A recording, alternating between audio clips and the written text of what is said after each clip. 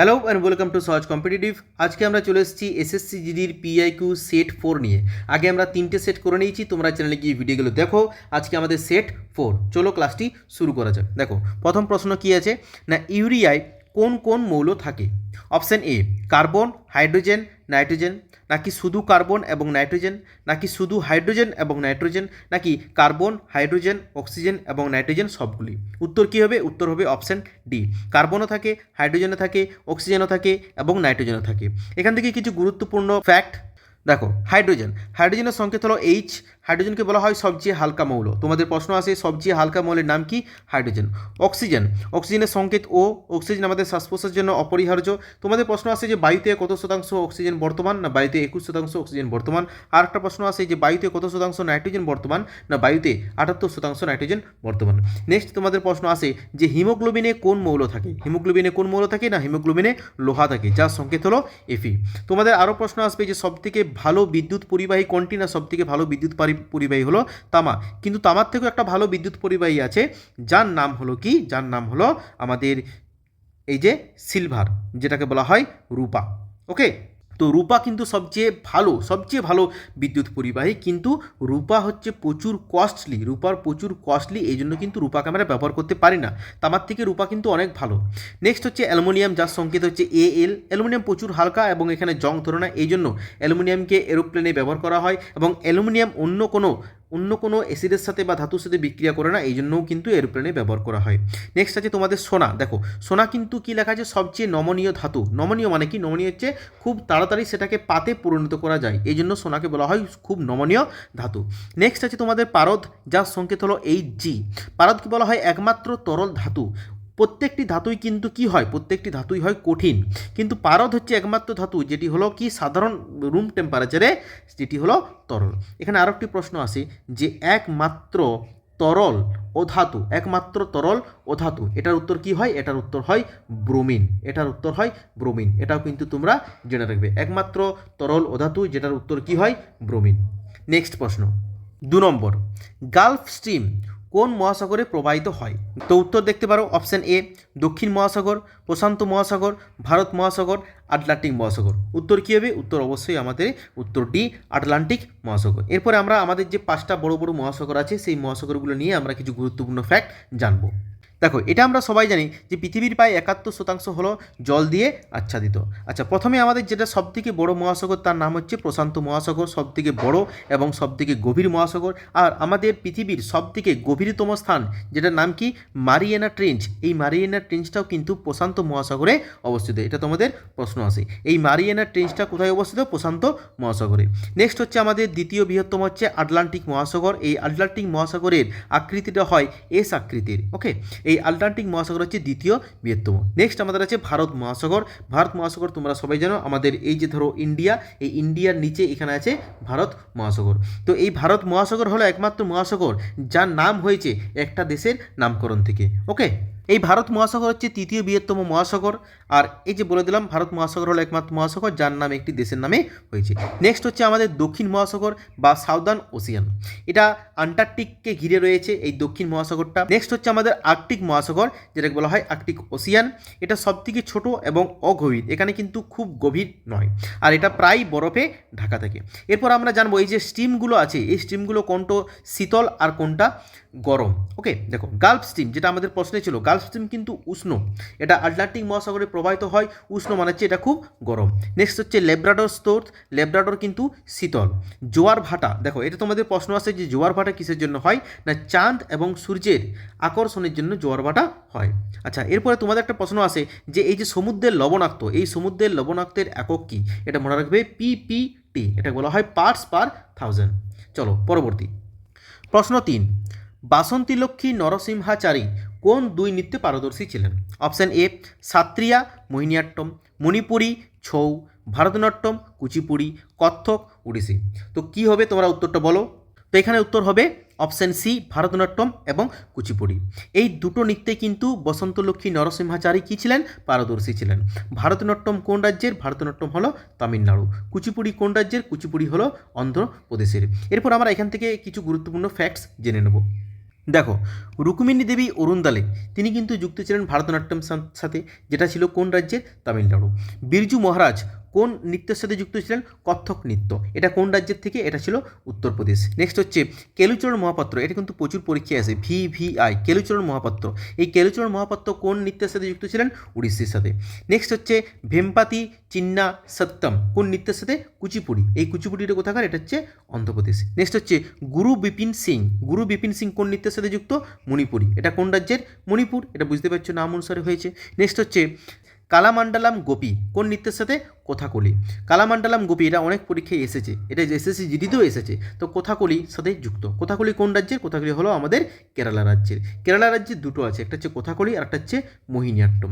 Next হচ্ছে মৃণালিনী সারাবাই কোন নৃত্যের সাথে যুক্ত? ভারতনাট্যম এবং কথাকলি দুটোর সাথে যুক্ত। সীতারা দেবী কোন নৃত্যের সাথে যুক্ত? কত্থক, যেটা হচ্ছে উত্তরপ্রদেশে। ইয়ামিনী কৃষ্ণমূর্তি কোন নৃত্যের সাথে যুক্ত? দুটো নৃত্যের সাথে, ভারতনাট্যম, কুচিপুড়ি। ভারতনাট্যম তামিলনাড়ু, কুচিপুড়ি অন্ধ্রপ্রদেশ। 4 নম্বর, কোন নৃত্যরূপটি সাতি তিরুনালের পৃষ্ঠপোষকতায় বিকশিত হয়েছে? মানে নিচের মধ্যে কোন নৃত্যটি এই সাতি তিরুনালের এটাকে বিকশিত করেছে? ওকে, কুচিপুড়ি, মোহিনীয়াট্টম, কত্থক, কথাকলি। উত্তর কী হবে? উত্তর হবে মোহিনীয়াট্টম। এই সাতি তিরুনাল তিনি একজন মোহিনীয়াট্টম নৃত্যের সাথে যুক্ত ছিলেন।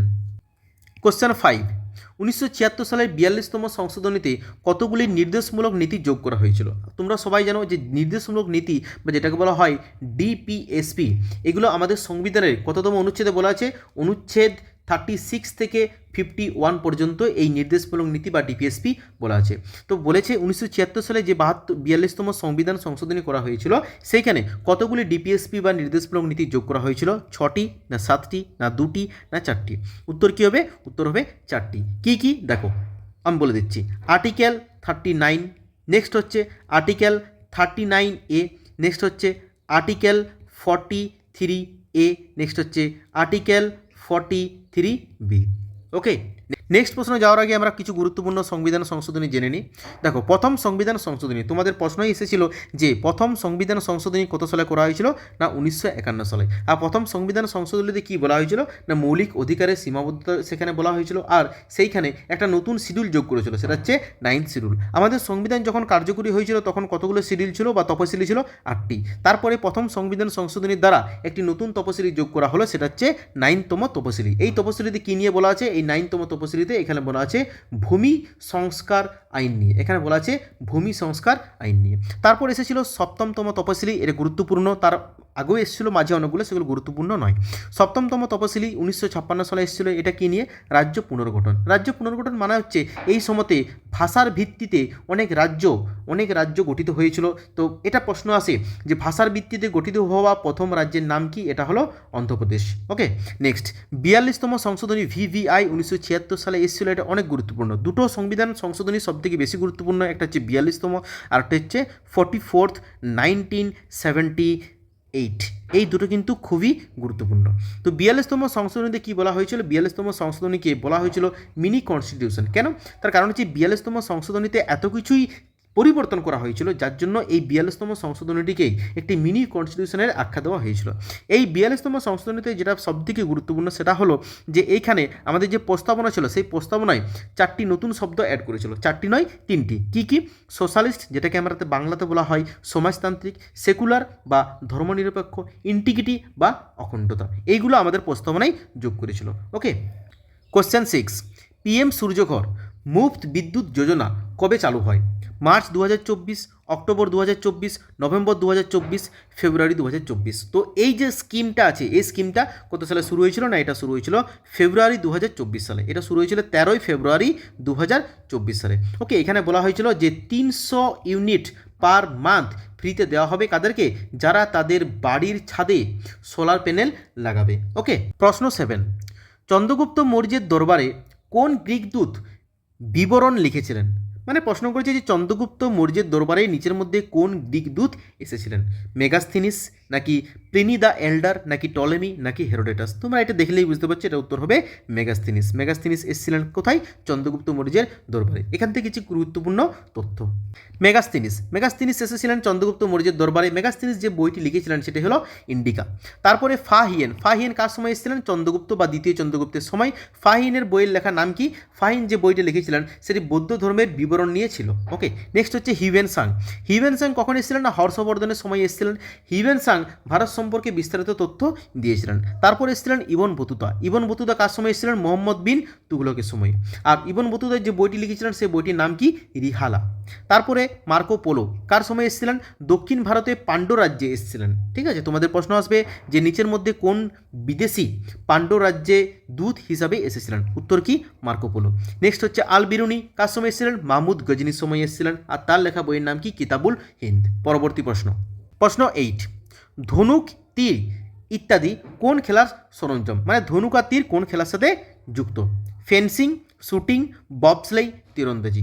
উত্তর কি হবে? উত্তর হবে তীরন্দাজি খেলার সাথে যুক্ত ধনুক আর তীর। তো ফেন্সিং খেলাটা কী খেলা? না ফেন্সিং খেলাটা হলো তরবারির খেলা। ফেন্সিং খেলাটা তরবারির খেলা। তরবারি, দুজনের মধ্যে দুটো তরবারি থেকে সেটা দিয়ে যুদ্ধ হয়, সেই খেলাটাকে বলা হয় ফেন্সিং। শুটিং খেলা তোমরা জানো, সবাই জানো শুটিং খেলাটা কী ব্যবহার করা হয়? বন্দুক ব্যবহার করা হয়। আর ববস্লেই এটা কী ধরনের খেলা? এটা তোমরা অনেকেই দেখেছো, নামটা হয়তো পরিচিত নয়। এটা দেখবে বরফের মধ্যে এক ধরনের গাড়ি থাকে, এরকম একটা ধরনের গাড়ি থাকে বরফের মধ্যে শুধু চলার জন্য, সেই গাড়ির প্রতিযোগিতা হয় বরফের মধ্যে কে কত ফাস্ট যেতে পারে। নেক্সট প্রশ্ন 9, ডু অর ডাই যেটাকে বাংলাতে বলা হয় করেঙ্গে ইয়া মরেঙ্গে স্লোগান দিয়ে কোন আন্দোলন শুরু হয়? এটা একদমই সহজ প্রশ্ন। অপশান এ সিভিল অবিডিয়েন্স আন্দোলন, অপশান বি স্বদেশী আন্দোলন, অপশান সি অসহযোগ আন্দোলন, অপশান ডি ভারত ছাড়ো আন্দোলন। তোমরা দেখেই বুঝে গেছো এটা উত্তর হবে ভারত ছাড়ো আন্দোলন। ভারত ছাড়ো আন্দোলন শুরু হয়েছিল কত সালে? 1942 সালের কবে? 1942 সালের 8ই আগস্ট। এখান থেকে কিছু গুরুত্বপূর্ণ টিপস দেখো। স্বদেশী মুভমেন্ট যেটাকে বলা হয় স্বদেশী আন্দোলন কত সালে শুরু হয়েছিল? 1905 সালে বঙ্গভঙ্গ। প্রশ্ন আসে যে স্বদেশী আন্দোলন কার আমলে শুরু হয়েছিল? এটা উত্তর হবে লর্ড কার্জনের আমলে স্বদেশী আন্দোলন শুরু হয়েছিল। তোমাদের প্রশ্ন আসবে এই যে স্বদেশী আন্দোলন এটা কিসের বিরুদ্ধে হয়েছিল? না বঙ্গভঙ্গ, এই যে বঙ্গভঙ্গ বলেছিল হবে সেই বঙ্গভঙ্গের বিরুদ্ধে স্বদেশী আন্দোলন হয়েছিল। চম্পারণ সত্যাগ্রহ কত সালে হয়েছিল? 1917 সালে। এটা হচ্ছে গান্ধীর প্রথম সত্যাগ্রহ। নেক্সট খেদা সত্যাগ্রহ কত সালে হয়েছিল? 1918 সালে। এটা কোথায় হয়েছিল? এটা হয়েছিল গুজরাটে। আর চম্পারণ সত্যাগ্রহ কোথায় হয়েছিল? এটা হয়েছিল বিহারের চম্পারণ বলে একটি জায়গায়। নেক্সট নন কোঅপারেশন মুভমেন্ট বা যেটাকে বলা হয় অসহযোগ আন্দোলন সেটা শুরু হয়েছিল 1920 সালে। 1920 সালের কবে? 1 আগস্ট। আর শেষ হয়েছিল 1922 সালে। 1922 সালের কবে বলো দেখি? 1922 সালের 12ই ফেব্রুয়ারি। কেন? তার কারণ হচ্ছে 5ই ফেব্রুয়ারি কী হয়েছিল? না 5ই ফেব্রুয়ারি চৌরি চৌরা হয়েছিল। কোথায়? উত্তরপ্রদেশের গোরক্ষপুর জেলায়। নেক্সট সিভিল ডিসওবিডিয়েন্স মুভমেন্ট এটাকে বাংলাতে কী বলা হয়?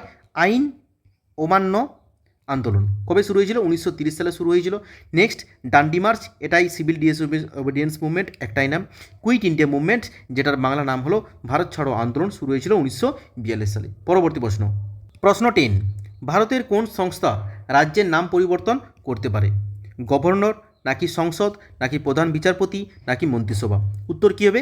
উত্তর হবে সংসদ বা যেটাকে বলা হয় পার্লামেন্ট। তো পার্লামেন্টের কাছে ক্ষমতা আছে যে ভারতের রাজ্যের নাম পরিবর্তন করার। এখান থেকে কিছু গুরুত্বপূর্ণ টিপস। আর্টিকেল 1 ভারতীয় সংবিধান আর্টিকেল 1-এ কী বলা আছে বা অনুচ্ছেদ 1-এ বলা আছে যে ভারত এবং তার রাজ্যেও এবং তার কেন্দ্রশাসিত অঞ্চল তাদের নামকরণ। আর ভারতের নাম কি হবে? ইন্ডিয়া এবং ভারত এই দুটোই, সেটাও বলা আছে অনুচ্ছেদ 1-এ। যদি প্রশ্ন আসে যে ভারতের নাম ইন্ডিয়া এবং ভারত এটা কোন অনুচ্ছেদে বলা আছে? অনুচ্ছেদ 1। অনুচ্ছেদ 2-এ কী বলা আছে? না অনুচ্ছেদ 2-এ বলা আছে যে নতুন রাজ্য গঠন। নতুন যদি রাজ্য গঠন করতে হয় সেটা কোথায় করতে হবে? অনুচ্ছেদ 2-এর ভিত্তিতে। অনুচ্ছেদ 3-এ কী বলা আছে? না অনুচ্ছেদ 3-এ বলা আছে যে রাজ্য গঠন। দেখো অনুচ্ছেদ 2-এও বলা আছে রাজ্য গঠন, অনুচ্ছেদ 3-এও বলা আছে রাজ্য গঠন। পার্থক্য কী? যদি এটা ধরো ইন্ডিয়া, যদি এই বাইরের কোনো একটা অংশ আমাদের ভারতের সাথে যুক্ত হয় এবং সেই অংশটাকে যদি নতুন কোনো রাজ্য ঘোষিত করা হয় তাহলে সেটা করা হবে অনুচ্ছেদ 2 দিয়ে। আর যদি অনুচ্ছেদ 3-এর সাহায্যে কীভাবে রাজ্য গঠন হবে? যদি ধরো এখানে একটা রাজ্য আছে কর্ণাটক, এখানে একটা রাজ্য আছে কেরালা, বা এখানে রাজ্য আছে ধরো তামিলনাড়ু, এই দুটি রাজ্যকে যদি একত্রিত করে একটি রাজ্য ঘোষিত করা হয় সেটাকে বলা হবে অনুচ্ছেদ 3-এর সাহায্যে। তাহলে ভিতরের যদি রাজ্য ভিতরের থেকে অংশ নিয়ে যদি রাজ্য গঠিত হয় সেটা হবে অনুচ্ছেদ 3-এর দ্বারা। আর যদি বাইরের থেকে যদি কোনো অংশ ভারতের সাথে যুক্ত হয়ে রাজ্য ঘোষিত করা হয় সেটা হবে অনুচ্ছেদ 2-এর দ্বারা। আর্টিকেল 4 অনুচ্ছেদ 4-এ কী বলা আছে? যে যখন অনুচ্ছেদ 2 এবং অনুচ্ছেদ 3 এর দ্বারা নতুন কোনো রাজ্য গঠন করা হবে সেইটি কিন্তু কোনো রকম অ্যামেন্ডমেন্ট বা আমাদের ভারতীয় সংবিধানের সংশোধন হিসেবে গণ্য করা হবে না। ওকে দেবেন। বিসমিল্লাহ খাঁ কোন রাজ্যে জন্মগ্রহণ করেন? তোমরা সবাই জানো যে বিসমিল্লাহ খাঁ কিসের সাথে যুক্ত? এটা ভেরি ভেরি ইম্পর্টেন্ট প্রশ্ন আসে, অনেক পরীক্ষা আসে যে বিসমিল্লাহ খাঁ সানাইয়ের সাথে যুক্ত, সানাইয়ের সাথে যুক্ত। তো কোথা থেকে জন্মগ্রহণ করেন? হিমাচল প্রদেশ, কেরালা, রাজস্থান, বিহার। উত্তর কী হবে? উত্তর হবে বিহার। আচ্ছা, এখান থেকে কিছু গুরুত্বপূর্ণ টিপস। বিসমিল্লাহ খাঁ জন্মগ্রহণ করেছিলেন 1916 সালের বিহার রাজ্যে। তিনি বিখ্যাত কেন ছিলেন? তার কারণ হচ্ছে তিনি সানাই বাদক একজন ছিলেন। আচ্ছা, এখানে একটা গুরুত্বপূর্ণ প্রশ্ন আসে যে লাল কেল্লাতে 1947 সালের 15ই আগস্ট যখন আমরা স্বাধীনতা পেয়েছিলাম তখন লাল কেল্লায় কে সানাই বাজিয়েছিলেন? সেটা উত্তর কী হয়? এই বিসমিল্লাহ খাঁ। আর বিসমিল্লাহ খাঁকে কী বলা হয় না, সেনাইকে ক্লাসিক্যাল মিউজিক প্রতিষ্ঠা করেছিলেন এই বিসমিল্লাহ খাঁ। তো বিসমিল্লাহ খাঁ কী পুরস্কার জিতেছিলেন? ভারতরত্ন। কত সালে? 2001 সালে। আর মৃত্যুবরণ করেছিলেন 2006 সালে। কোয়েশ্চেন 12, চোল শাসকেরা কোন দেবতার উপাসক ছিলেন? এটা ভিভিআই প্রত্যেকটি পরীক্ষায় এসছে। চোল শাসকেরা কোন দেবতার উপাসক ছিলেন? ইন্দ্র, শিব, বিষ্ণু, বরুণ। উত্তর কী হবে? উত্তর হবে অবশ্যই শিব। প্রশ্ন 13, শব্দ কী ধরনের তরঙ্গ? তির্যক তরঙ্গ, না অনুদৈর্ঘ্য তরঙ্গ, না তড়িৎচুম্বকীয় তরঙ্গ, বা কোনোটিই নয়? কী হবে? শব্দ হলো কী ধরনের তরঙ্গ? শব্দ হলো এক ধরনের অনুদৈর্ঘ্য তরঙ্গ। এরপরে অনুদৈর্ঘ্য তরঙ্গ কাদেরকে বলা হয়? মনে রাখবে, যদি ধরো এইটা শব্দের গতি, এইদিকে শব্দের গতি, মানে এইদিকে শব্দ প্রবাহিত হচ্ছে, আর যদি শব্দ যখন প্রবাহিত হয় আমরা জানি শব্দ যে মাধ্যমে প্রবাহিত হয় সেই মাধ্যমের অণুগুলি কম্পিত হয়। যদি শব্দ এইদিকে প্রবাহিত হয় আর শব্দের মাধ্যমের কণাগুলি যদি শব্দের গতির দিকেই প্রবাহিত হয়, এটা ধরো কম্পন, এটা কণাগুলির কম্পন। তো যদি কণাগুলির কম্পন শব্দের গতির দিকেই প্রবাহিত হয় সেটাকে বলা হয় অনুদৈর্ঘ্য তরঙ্গ। এটা কোন ক্ষেত্রে হয়? এটা শব্দ তরঙ্গের ক্ষেত্রে হয়। আর একটা হচ্ছে তির্যক তরঙ্গ। তির্যক তরঙ্গ কোনটা? ধরো শব্দের গতি এইদিকে হচ্ছে শব্দের গতি। এরপরে ধরো ওই মাধ্যমে কণাগুলির গতি যদি শব্দের যেদিকে গতি যাচ্ছে তার লম্বভাবে হয় তাহলে সেটাকে বলা হবে তির্যক তরঙ্গ। এটার উদাহরণ কি তুমি দেখেছো? যদি একটা পুকুরে তুমি যদি একটা পাথর ছুড়ে দাও তাহলে পুকুরে কীরকম ধরনের তরঙ্গ হয়? এরম ঢেউ খেলানো তরঙ্গ হয়। তাহলে দেখো এইদিকে যাচ্ছে তরঙ্গ, এদিকে যাচ্ছে কী তরঙ্গ? এদিকে যাচ্ছে আমাদের শব্দ তরঙ্গ, আর এইদিকে মানে যেদিকে যাচ্ছে আর কি শব্দটা, আর এদিকে কী হচ্ছে? এদিকে হচ্ছে আমাদের কণাগুলির কম্পন। তাহলে এটাকে বলা হয় কি? এটাকে বলা হয় তির্যক তরঙ্গ। তাহলে তির্যক তরঙ্গ যদি তুমি পুকুরে পাথর ছোড়ো তুমি তাহলে তির্যক তরঙ্গ দেখতে পাবে। আর তড়িৎচুম্বকীয় তরঙ্গ কি? এটা তোমাদের একটা প্রশ্ন আসে যে নিচে তোমাদের প্রশ্ন আসে যে শব্দ কোন মাধ্যমে প্রবাহিত হয়? তো শব্দ তিনটে মাধ্যমে প্রবাহিত হয়, একটা হলো কঠিন, একটা হলো গ্যাসীয়, একটা হলো তরল। তো তোমাদের প্রশ্ন আছে শব্দ সবচেয়ে বেশি স্পিডে কোন মাধ্যমে প্রবাহিত হয়? এটা হলো কঠিন মাধ্যমে। তোমাদের আরও একটা প্রশ্ন আসবে যে শব্দ কি শূন্য মাধ্যমে প্রবাহিত হতে পারে? না, শব্দ শূন্য মাধ্যমে প্রবাহিত হতে পারে না। তাহলে শূন্য মাধ্যমে প্রবাহিত হতে পারে এরকম একটা তরঙ্গের নাম বলো। তখন তুমি উত্তর দেবে যে তড়িৎচুম্বকীয় তরঙ্গ। যেমন আলো ছাড়া বাকি যে তড়িৎচুম্বকীয় তরঙ্গগুলি আছে যেমন আলফা, বিটা, গামা, এগুলো কিন্তু প্রবাহিত হওয়ার জন্য কোনো রকমের মাধ্যমের প্রয়োজন হয় না, এটা শূন্য মাধ্যমে প্রবাহিত হতে পারে। প্রশ্ন 14, ভারতের সংবিধানের রক্ষক কাকে বলা হয়? রাষ্ট্রপতি, প্রধানমন্ত্রী, সুপ্রিম কোর্ট, লোকসভা। কোনটা হবে? না ভারতীয় সংবিধানের রক্ষক কাকে বলা হয়? না ভারতীয় সংবিধানের রক্ষক বলা হয় সুপ্রিম কোর্টকে। 15 নম্বর, 2011 সালের জনগণনা অনুযায়ী তপশিলি উপজাতির সাক্ষরতার হার কত? Option A 76.23, option B 59%, option C 84.90%, option D 51.23%। তো উত্তর কী হবে? উত্তর হবে 59%। 16, অশোক কোন যুদ্ধের পর বৌদ্ধ ধর্ম গ্রহণ করেন? পানিপথ, প্লাসি যেটাকে বলা হয় পলাশি, কলিঙ্গ, বক্সার। উত্তর কী হবে? উত্তর হবে কলিঙ্গ। তো অশোক কলিঙ্গ যুদ্ধের পরে কিন্তু এই বৌদ্ধ ধর্ম গ্রহণ করেছিলেন আর যুদ্ধ করে ছেড়ে দিয়েছিলেন। এই কলিঙ্গ যুদ্ধ হয়েছিল কত সালে? 261 বিসিতে। বিসি মানে কি? খ্রিস্টপূর্বতে। আচ্ছা, কলিঙ্গ যুদ্ধ কার সাথে কার হয়েছিল? অশোকের সাথে কলিঙ্গ রাজার সাথে হয়েছিল। আচ্ছা, পানিপথের যুদ্ধ, তিনটে মোট পানিপথের যুদ্ধ হয়েছিল। প্রথম পানিপথের যুদ্ধ ফার্স্ট পানিপথের যুদ্ধ হয়েছিল 1526 সালে। কার সাথে কার? না বাবরের সাথে। কার হয়েছিল? ইব্রাহিম লোদি। বাবরের সাথে ইব্রাহিম লোদি। এখানে বাবর জিতেছিল এবং এখানে কি করেছিল? এখানে মোগল সাম্রাজ্যের প্রতিষ্ঠা হয়েছিল। বাবর সেখানে প্রথম নেতা বা প্রথম সম্রাট হয়েছিলেন। নেক্সট আছে এখানে পলাশির যুদ্ধ বা প্লাসির যুদ্ধ কত সালে হয়েছিল? 1757 সালে। যদি প্রশ্ন আসে 1757 সালের কবে হয়েছিল? না 1757 সালের 23শে জুন হয়েছিল। নেক্সট দেখো অপশান ডিতে আছে বক্সারা যুদ্ধ। বক্সারা যুদ্ধ তোমরা সবাই জানো হয়েছিল 1764 সালে। কত সালে গভর্নর জেনারেল নামটি পরিবর্তন করে ভাইসরয় করা হয়েছিল? 1848, নাকি 1858, নাকি 1909, নাকি 1919? উত্তর কী হবে? উত্তর অবশ্যই হবে 1858 সালে। তো 1858 সালে নতুন একটা আইন এসেছিল যে আইনটার নাম ছিল কি? Good governance act. এই আইনটার দ্বারা আমাদের যেটা গভর্নর জেনারেল নামটি ছিল সেই নামটি পরিবর্তন করে করা হয়েছিল ভাইসরয়। আর সেই সময় আমাদের গভর্নর জেনারেল কে ছিলেন? সেই সময় আমাদের গভর্নর জেনারেল ছিলেন লর্ড ক্যানিং। তাহলে তোমাদের যদি প্রশ্ন আসে যে শেষ গভর্নর জেনারেলের নাম কি? লর্ড ক্যানিং। আবার যদি প্রশ্ন আসে যে প্রথম ভাইসরয়ের নাম কি? এই লর্ড ক্যানিংই হবে। ওকে, এরপরে আমরা দেখব 1909 সালে। 1909 সালে নতুন একটা আইন এসেছিল যেটার নাম কি? মরলে মিন্টো, যেটার নাম হচ্ছে মরলে মিন্টো। আচ্ছা, এখানে প্রশ্ন আসে যে মরলে কে ছিলেন? তিনি ছিলেন ভারত সচিব। আর মিন্টো কে ছিলেন? তিনি ছিলেন আমাদের ভাইসরয়। ওকে, এরপরে 1919 সালে একটা নতুন আসছিল যেটার নাম কি? Montague Chelmsford. এখানেও মন্টেগু কি? ভারত সচিব। আর চেমসফোর্ড কি? আমাদের ভাইসরয়। নেক্সট প্রশ্ন, ভারতের কোন প্রতিবেশী দেশ ধর্মনিরপেক্ষ দেশ? তাহলে এইখানে যে প্রতিবেশী দেশগুলি আছে মালদ্বীপ, আফগানিস্তান, নেপাল, পাকিস্তান, এগুলির মধ্যে কোনটি ধর্মনিরপেক্ষ বা যেখানে ধর্মকে নিয়ে কোনো মাতামাতি করা হয় না? ওকে, দেখো পাকিস্তান তো হবেই না, তোমরা সবাই জানো পাকিস্তান একটা কী দেশ? একটা ইসলামিক কান্ট্রি। তারপরে আছে আফগানিস্তান, এটাও হবে না, এটাও তোমরা জানো এটা হচ্ছে ইসলামিক কান্ট্রি। এরপর দেখো তুমি গুলিয়ে যাবে মালদ্বীপ আর নেপাল নিয়ে, এই দুটোর মধ্যে কোথায়? এটা তোমরা জানো না হয়তো অনেকেই, আমি বলে দিই যে মালদ্বীপও হচ্ছে একটা ইসলামিক কান্ট্রি। নেপাল হচ্ছে একটা কি? নেপালের যেটা সংবিধান সেখানে লেখা আছে নেপাল হচ্ছে ধর্মনিরপেক্ষ দেশ।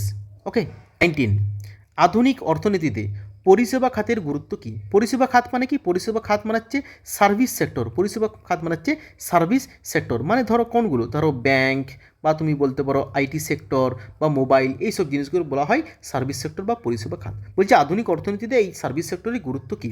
কাঁচামাল সরবরাহ করা, নাকি শুধু ছোট ব্যবসায়ীর উপরে প্রভাব ফেলা, নাকি অর্থনৈতিক উন্নয়নে সহায়ক কার্যক্রম প্রদান করা, নাকি পণ্য উৎপাদন করা? আচ্ছা, উত্তর কী হবে? দেখো এটা আমরা এলিমিনেট করে করব। দেখো সার্ভিস সেক্টর, সার্ভিস সেক্টর কী করে? সার্ভিস সেক্টর মানে ব্যাংক, আইটি, এগুলোকে বলা হয় সার্ভিস সেক্টর। দেখো সার্ভিস সেক্টর কি কোনোদিন কাঁচামাল উৎপাদন করে? না, একদমই করে না। কাঁচামাল উৎপাদন কারা করে? যেটা হচ্ছে প্রাইমারি সেক্টর বলা হয়, সেটা কি আছে? কোনটা? যেমন ধরো কৃষি, এগুলো বলা হয় প্রাইমারি সেক্টর, এগুলো কাঁচামাল উৎপাদন করে, তাই না? আচ্ছা, শুধু ছোট ব্যবসায়ীর প্রভাব ফেলে? না, একদমই না। ব্যাংক, অনেক বড় বড় ব্যাংক আছে, আইটি সেক্টর আছে, তাই না? তো এটাও উত্তর হবে না, শুধু ছোট ব্যবসায়ীর উপর প্রভাব ফেলে না, অনেক বড় বড় ব্যবসায়ীর উপর প্রভাব ফেলে। তারপর ধরো এখানে আছে পণ্য উৎপাদন করে, এটা তো আমরা প্রথমেই কেটে দিলাম যে কাঁচামাল সরবরাহ করে। এই সার্ভিস সেক্টর যেগুলো আছে তারা কিন্তু কোনো ধরনের পণ্য উৎপাদন করে না। ব্যাংক, আইটি সেক্টর এরা কোনো পণ্য উৎপাদন করে না, এটা শুধু কী দেয়? কোথা দিয়ে আছে? সার্ভিস। সার্ভিস মানে কি? পরিষেবা। এরা শুধু পরিষেবা দেয়, পণ্য দেয় না। তাহলে কে বেঁচে থাকলো? Option C. তাহলে উত্তর কী হবে? অর্থনৈতিক উন্নয়নে সহায়ক কার্যক্রম প্রদান করা, এটা হচ্ছে আমাদের আনসার। নেক্সট প্রশ্ন 20 নম্বর, এটাই আমাদের শেষ প্রশ্ন। বৈদেশিক বাণিজ্যের প্রভাব কী? বৈদেশিক বাণিজ্যের ফলে দেশে কী প্রভাব পড়ে? বাজারের একীকরণ বৃদ্ধি করে, দেশীয় পণ্য দামি করে, প্রতিযোগিতা কমায়, বাজারকে বিচ্ছিন্ন করে। এটাও ধরো আমরা এলিমিনেট করে কীভাবে করব? দেখো অপশান ডিতে আছে বাজারকে বিচ্ছিন্ন করে। দেখো বৈদেশিক বাণিজ্যের প্রভাবে কিন্তু বাজার বিচ্ছিন্ন হয় না। বাজার বিচ্ছিন্ন মানে কি? বাজার আলাদা আলাদা হয় কি? না, বাজার আলাদা হয় না। ধরো এখানে ইন্ডিয়া আছে, এখানে বাংলাদেশ আছে, এখানে আমাদের পাকিস্তান আছে, এখানে আফগানিস্তান আছে। তো এই সব যখন আমরা বৈদেশিক বাণিজ্য করব তখন সব দেশের সাথে আমাদের বাজারের কী হবে? আমাদের বাজারের একসাথে মিশ্রণ হবে, তাই না? বিচ্ছিন্ন হবে কি? বিচ্ছিন্ন হবে না, তার মানে এটা উত্তর হবে না। দেখো প্রতিযোগিতা কমায় না, প্রতিযোগিতা বাড়ায়, এটা আমাদের উল্টোটা লেখা আছে। যখনই বিদেশি দেশের পণ্য আমাদের দেশে আসবে তখন আমাদের দেশের যারা বাণিজ্য করবে তারাও তো চাইবে যে আমাদের দেশের পণ্যগুলোকে ওদের থেকে ভালো করবো, তাহলে প্রতিযোগিতা বাড়বে। দেশীয় পণ্য দামি করে, এটা কিন্তু একদমই সঠিক নয়, একদমই ভুলও নয়। তাহলে এটা আমরা কিন্তু এখানে উত্তর নেব না। তাহলে আমাদের উত্তর কী হবে? বাজারের একীকরণ করা, এটা একদমই 100% কারেক্ট। একীকরণ মানে কি? একীকরণ মানে একত্রীকরণ, মানে হচ্ছে এই দেশের পণ্য আসছে, এই দেশের পণ্য আসছে, একটা মিশ্রণ হচ্ছে, আমাদের দেশের পণ্য ওখানে যাচ্ছে, তাই না? তাহলে উত্তর হচ্ছে বাজারের একীকরণ বৃদ্ধি করা। Thank you. এই পিডিএফটি তোমরা যদি ফ্রিতে পেতে চাও আমাদের টেলিগ্রাম চ্যানেলে যুক্ত হয়ে যাও, সেখানে ফ্রিতে দেওয়া আছে। আর আমাদের ইউটিউব চ্যানেলটি ভিডিও যদি ভালো লাগে সাবস্ক্রাইব করো, লাইক করো অ্যান্ড কমেন্ট করো। Thank you.